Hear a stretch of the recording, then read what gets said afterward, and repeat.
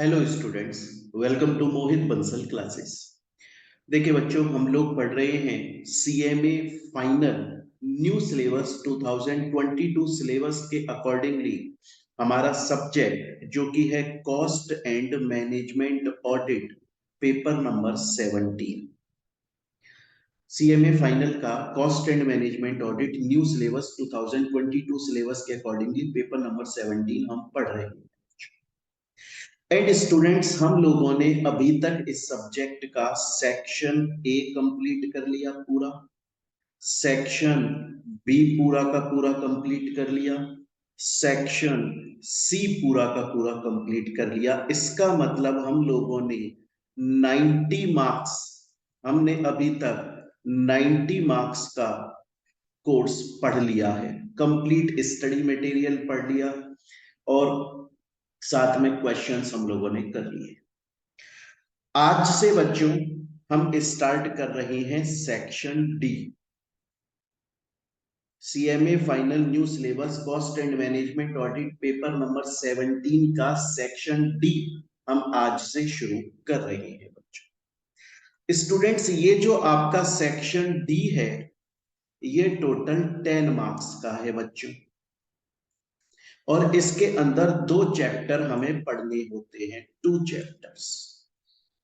एक है चैप्टर 17 जिसको हम बोलते हैं फॉरेंसिक ऑडिट, जो कि हम आज स्टार्ट करने वाले हैं। और इस चैप्टर के बाद में सेक्शन डी में एक ये 5 मार्क्स का चैप्टर है फॉरेंसिक ऑडिट वाला, और दूसरा जो चैप्टर है सेक्शन डी के अंदर चैप्टर 18 जिसका नाम है एंटी मनी लॉन्ड्रिंग, वो 5 मार्क्स का है। दोनों टोटल मिलाकर 10 मार्क्स के हैं। सेक्शन डी के अंदर दो चैप्टर है। तो आज की क्लास में हम फॉरेंसिक ऑडिट चैप्टर स्टार्ट करने वाले हैं प्यारे बच्चों। क्लियर है यहां तक की कहानी? चलिए स्टूडेंट्स, आखिर मैं आपको ये चैप्टर पढ़ाना स्टार्ट करूं, पूरे डिटेल में हम लोग पढ़े, उससे पहले सबसे ज्यादा जरूरी है आप लोगों को एक इंट्रोडक्शन प्रोवाइड करना इस चैप्टर का, ताकि आपको ये समझ में आ सके कि इस चैप्टर में हम क्या क्या पढ़ने वाले हैं। तो सबसे पहले प्यारे स्टूडेंट्स, मैं आप लोगों को समझाऊंगा कि आखिर फॉरेंसिक ऑडिट होता क्या है। क्लियर है बच्चों? सबसे पहले प्यारे बच्चों हम लोग समझेंगे कि आखिर फॉरेंसिक ऑडिट क्या होता है।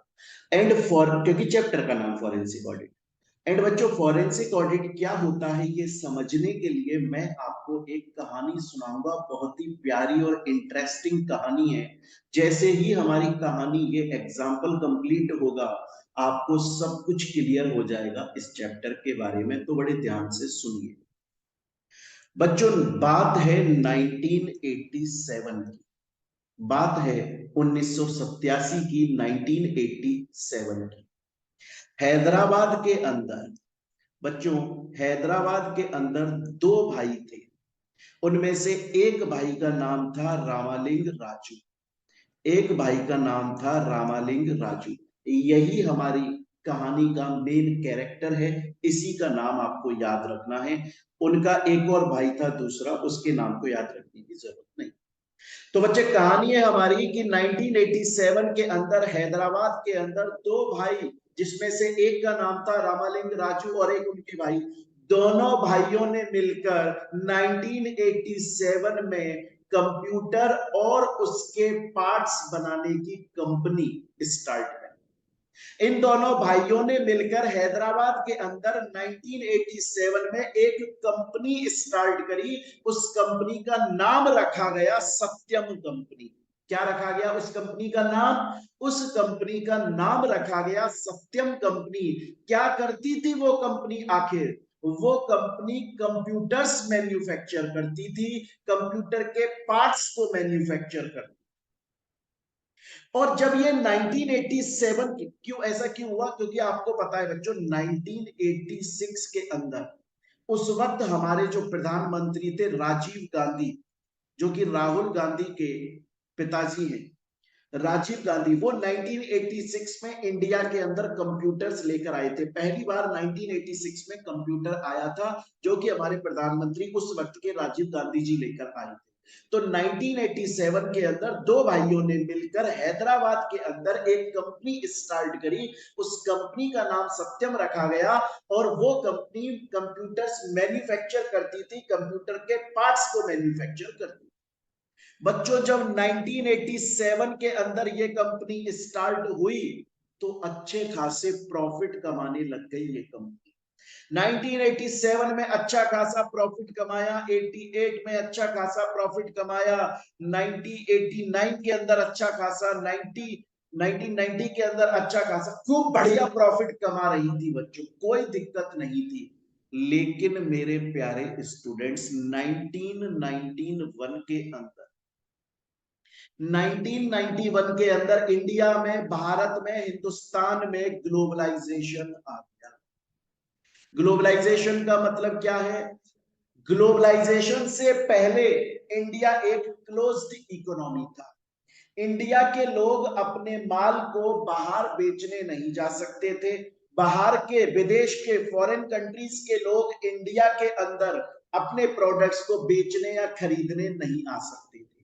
इंडिया का पर्सन, इंडिया का मैन्युफैक्चरर, इंडिया का दुकानदार, इंडिया का बिजनेसमैन अपने प्रोडक्ट्स और सर्विसेज को इंडिया के लोगों को ही देता था। लेकिन जब 1991 के अंदर ग्लोबलाइजेशन आ गया, ये बाउंड्रीज खुल गई। अब इंडिया के अंदर किसी भी देश की कंपनी, किसी भी कंट्री की, फॉरेन की कंपनी आ सकती थी, अपना माल यहां बेच सकती थी। इंडिया के लोग बाहर जाकर अपना माल बेच सकते थे। ग्लोबलाइजेशन आ गया 1991 में।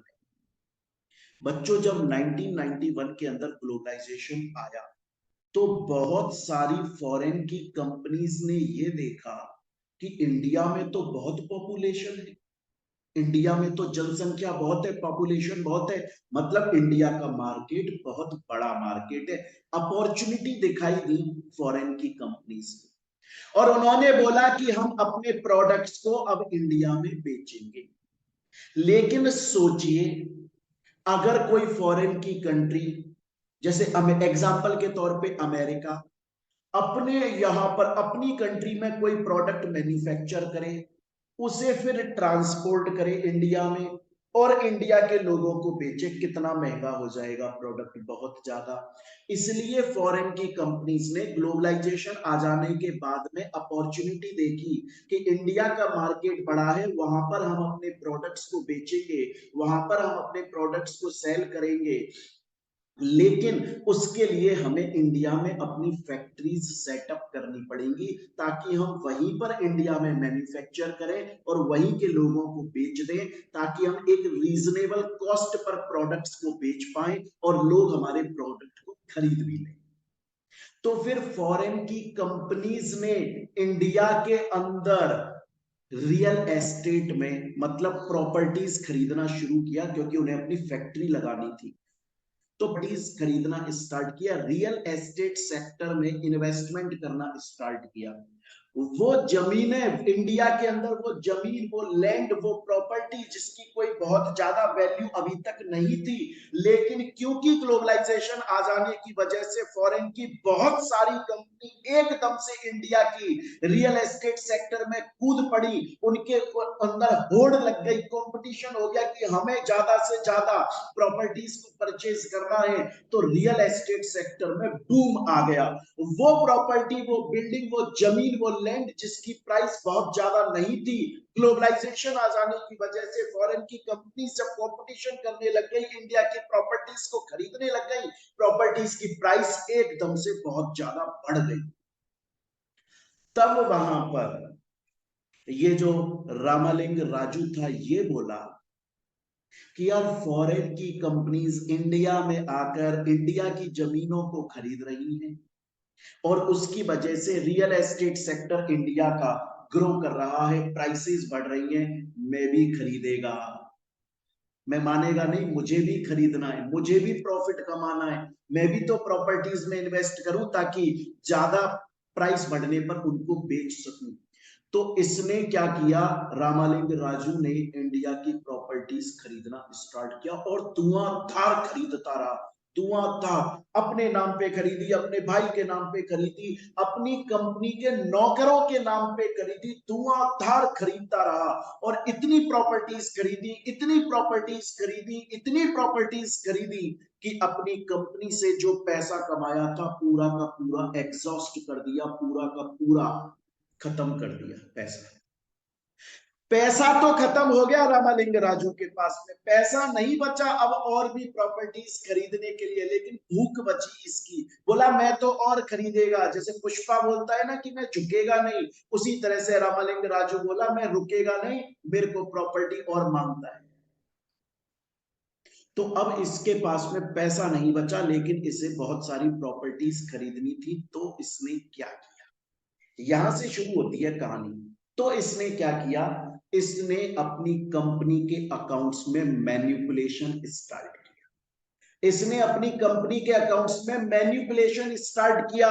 अगर कंपनी का प्रॉफिट 10 करोड़ है तो डॉक्यूमेंट्स में दिखा रहा है कि 100 करोड़ का प्रॉफिट है। कंपनी की ब्रांच एक्चुअली में ओपन नहीं करी, लेकिन अपने डॉक्यूमेंट्स में दिखा रहा है कि अब की साल 10 ब्रांच ओपन कर दी, अब की बार 20 ब्रांच ओपन कर दी, प्रॉफिट हमारा 500 करोड़ हो गया, प्रॉफिट हमारा 1000 करोड़ हो गया। और इन न्यूज को मार्केट में फैलाने लगा, पब्लिक में फैलाने लगा, मतलब हायर प्रॉफिट्स को शो करने लगा। कंपनी में एक्चुअली में प्रॉफिट नहीं था, लेकिन सिर्फ डॉक्यूमेंट्स के अंदर जबरदस्ती प्रॉफिट को खींचा गया, जबरदस्ती प्रॉफिट को ज्यादा दिखाया गया, सब कुछ फेक था, मैन्युपुलेशन कर दिया अकाउंट्स में। उससे क्या हुआ, उससे कंपनी की गुडविल बढ़ी। लोगों के दिमाग में आया कि यार ये सत्यम कंपनी तो नई ब्रांच ओपन करती जा रही है, इसके अंदर तो हर साल प्रॉफिट जंप करता जा रहा है, बहुत ज्यादा प्रॉफिट हो रहा है, हम इसके शेयर्स खरीदेंगे, हम इसके शेयर्स खरीदेंगे, हम इसके शेयर्स।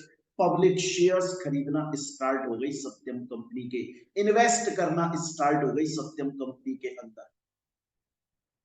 लेकिन फ्रॉड हो रहा था, लोगों को पता नहीं था, लोगों के सामने तो झूठी बातें आ रही थी। लेकिन बच्चों, लेकिन फिर हुआ क्या कि गवर्नमेंट ऑफ इंडिया को डाउट हो गया सत्यम कंपनी पे कि यार ये कंपनी इतने ज्यादा प्रॉफिट कमा रही है,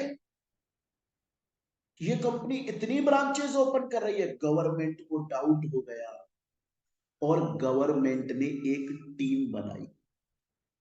गवर्नमेंट ने क्या किया, गवर्नमेंट ने एक टीम बनाई। उस टीम के अंदर प्रोफेशनल अकाउंटेंट, सीए लोग थे, सीएमए लोग थे, उस टीम के अंदर लॉयर्स भी थे, उस टीम के अंदर पुलिस ऑफिसर्स भी थे, उस टीम के अंदर और प्रोफेशनल्स भी थे।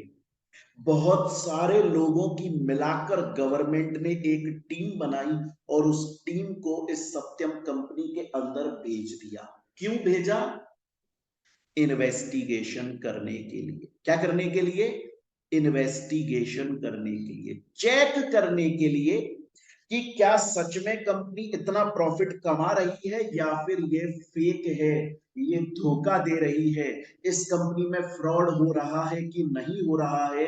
इस बात का पता लगाने के लिए, इस चीज का इन्वेस्टिगेशन करने के लिए गवर्नमेंट ने एक टीम बनाकर कंपनी में इन्वेस्टिगेशन स्टार्ट किया। बच्चों, इस तरीके का जो इन्वेस्टिगेशन होता है कंपनी में फ्रॉड पता लगाने के लिए, उसको बोला जाता है फॉरेंसिक ऑडिट। अगर कोई आपसे ये बोले कि फॉरेंसिक ऑडिट क्या होता है, तो फॉरेंसिक ऑडिट एक चेकिंग होती है, एक इन्वेस्टिगेशन होता है जो कि कंपनी के अंदर किया जाता है जब ये शक होता है कि शायद कंपनी ने फ्रॉड या डिफॉल्ट करी है। तो पता लगाने के लिए क्या सच में कंपनी ने फ्रॉड किया है, ये पता लगाने के लिए, कंपनी के अंदर जाकर सबूत इकट्ठा करने के लिए और इस तरीके की रिपोर्ट बनाने के लिए कि जब इस कंपनी को कोर्ट की प्रोसीडिंग्स में खड़ा किया जाए, अदालत के सामने खड़ा किया जाए, तो हमने पहले से उस टीम ने इतनी इन्वेस्टिगेशन करके एविडेंसेस और विटनेसेस इकट्ठे किए हुए कि कोर्ट में जाकर उस कंपनी को प्रूव किया जा सके ये फ्रॉड है। ऐसा नहीं है कि सिर्फ टीम आई कंपनी के अंदर, थोड़ा बहुत इन्वेस्टिगेशन किया और रिपोर्ट में लिख के दे दिया कि फॉरेंसिक ऑडिट कर ली हमने तो इससे ये रिजल्ट निकल के आया है कंपनी फ्रॉड कर रही है। सिर्फ इतना नहीं, बल्कि एविडेंस इकट्ठे करो, विटनेस इकट्ठे करो, रिपोर्ट को इतना मजबूत बना दो कि जब इस कंपनी को कोर्ट अदालत के सामने खड़ा किया जाएगा उस वक्त ये पक्का श्योर हो जाएगा कि हाँ इस कंपनी ने फ्रॉड किया है। बच्चों, जब इस तरह का इन्वेस्टिगेशन किया जाता है उसे फॉरेंसिक ऑडिट बोला जाता है। क्लियर है ये चीज यहां तक? एक चीज और बताऊं प्यारे बच्चों, ये जो नॉर्मली आप कोई सी ऑडिट देखिएगा, कभी किसी कंपनी की ऑडिट करी जाती है या तो सीए करता है या सीएमए करता है, अगर सेक्रेटरियल ऑडिट है तो सीएस करता है। लेकिन ये जो फॉरेंसिक ऑडिट है इसके अंदर सीए भी होता है, सीएमए भी होता है, सीएस भी होता है, लॉयर भी होता है, पुलिस वाला भी होता है, एडवोकेट भी होता है, पूरी टीम होती है प्रोफेशनल्स की। और कब किया जाता है, क्या रीजन होता है फॉरेंसिक ऑडिट करने का? या तो कंपनी के अंदर फाइनेंशियल फ्रॉड हुआ है या फिर सिक्योरिटी, जबरदस्ती शेयर्स की प्राइस दिखा दी गई है। अभी देख रहे हो ना आप लोग, मार्केट में चल रहा है कि अडानी ग्रुप जो है उसने जबरदस्ती में खुद अपनी कंपनी के शेयर्स की प्राइस बढ़ा बढ़ा के दिखा दी। सिक्योरिटीज का फ्रॉड हुआ है या फिर कंपनी खुद को बैंकरप्ट बोल रही है। ऐसा होता है कि मान के चलो मेरी कंपनी है, मैंने बहुत सारी जगह से लोन ले लिया, मैंने बहुत सारी जगह से लोन ले लिया बच्चों, और मुझे पता है कि अब मेरे पास में उधार आ गया है, मुझे क्रेडिटर्स को पैसा वापस करना है, मैं करना नहीं चाहता, मैंने खुद को बैंकरप्ट, दिवालिया घोषित कर दिया। तो ये पता लगाया जाता है सच में कंपनी दिवालिया हो गई है या फिर बचने के लिए झूठ बोल रही है। अगर डिफॉल्ट कर दिया है, इकोनॉमिक कोई फ्रॉड कर दिया है ना, मेमोरेंडम या एक उससे एओए से रिलेटेड कोई फ्रॉड कर दिया है, टैक्स की कहीं पे चोरी करी जा रही है, कंपनी के वैल्यूएशन कम दिखाया गया है ताकि कम टैक्स देना पड़े, इस तरीके के जब रीजंस आते हैं ना बच्चों, देखो और रीजन बताता हूँ कि आखिर फॉरेंसिक ऑडिट क्यों करी जाती है। अगर कंपनी में करप्शन हो रहा है या एक्सटॉर्शन हो रहा है या कोई ब्राइबरी ली गई है या कहीं पर कॉन्फ्लिक्ट ऑफ इंटरेस्ट है, पढ़ा होगा ना आप लोगों ने, लॉ सब्जेक्ट पढ़ा है, सेक्शन 184 पढ़ा है, कंपनी ऐसे डायरेक्टर को अपॉइंट नहीं कर सकती जो कि किसी थर्ड कॉमन पार्टी से इंटरेस्ट रखता हो, रिलेट करता हो। फ्रॉड हो रहा है कंपनी में, असेट को मिस एप्रोप्रिएशन दिखाया जा रहा है, मतलब कंपनी के असेट को कंपनी के बंदे पर्सनल यूज में ले रही है, फाइनेंशियल स्टेटमेंट्स का फ्रॉड हो रहा है। जब भी कभी कंपनी में इस तरीके की कोई भी फ्रॉड होता है और इन्वेस्टिगेशन किया जाता है तो उस इन्वेस्टिगेशन वाले प्रोसेस को फॉरेंसिक ऑडिट बोला जाता है। मेरे ख्याल से स्टूडेंट्स, यहां तक आपको अभी तक मैंने सिर्फ इतना सा समझाया है कि आखिर फॉरेंसिक ऑडिट क्या होता है। और बच्चों, मैंने जो आपको एक एक बात बोली है, ये जो पूरे एग्जाम्पल मैंने आपको दिखाया है, ये आपकी बुक में एक एक चीज एज इट इज लिखी हुई है सब कुछ, ताकि जब आप बाद में रिवाइज करोगे समझ में आए। बच्चों, इस चैप्टर के अंदर अब हमें आखिर पढ़ना क्या है, ये तो मैंने सिर्फ आपको फॉरेंसिक ऑडिट का मीनिंग समझाया, चैप्टर का नाम समझाया।